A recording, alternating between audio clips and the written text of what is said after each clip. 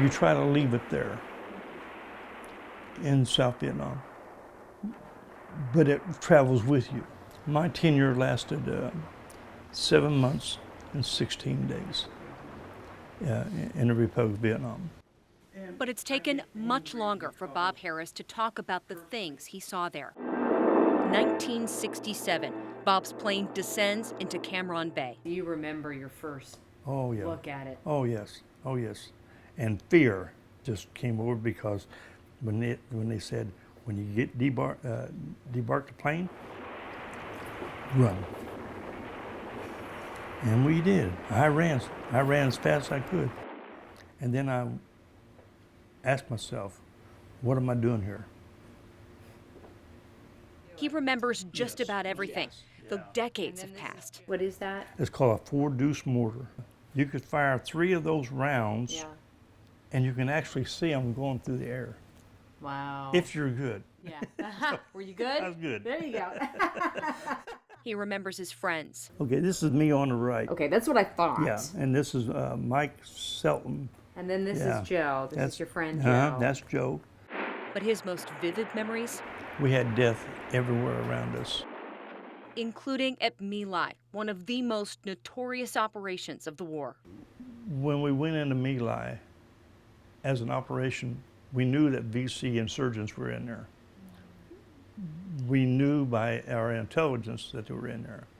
So we went in to clear the village. People got to understand that they had trained little kids to shoot, to kill you at their own risk of their own lives. And a lot of babies, young, I call them babies because they were young, they were children. They were killed. The stories Bob told me were horrific. He saw and had to do terrible things. Then, hope. He learned his brother was there too, Air Force. If there were 2 brothers from the same family in combat, regardless of what service they were in, one of them could go home. It just made me so happy after I talked to him that he said, yeah, go home. But just before Bob's papers were processed, their camp took a direct hit. It was leveled. Bob was in a coma for 2 months.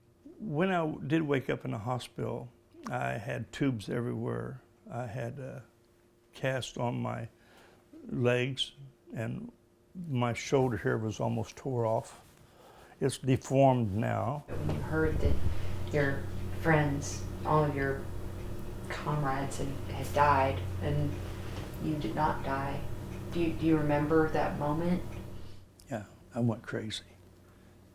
Literally, I just went crazy. Joe, Mike, and all 8 of Bob's fellow soldiers didn't make it. His parents were told he had died too.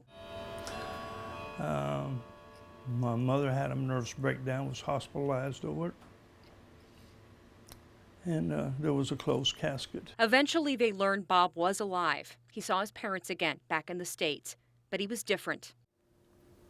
I came home with a lot of despair. I came home with a lot of tragedy. A lot of anger. It was hard for me to understand why I was the lone survivor. That's why not me? He still feels those things. His wife Lucy knows that because she lives it. I see the nightmares.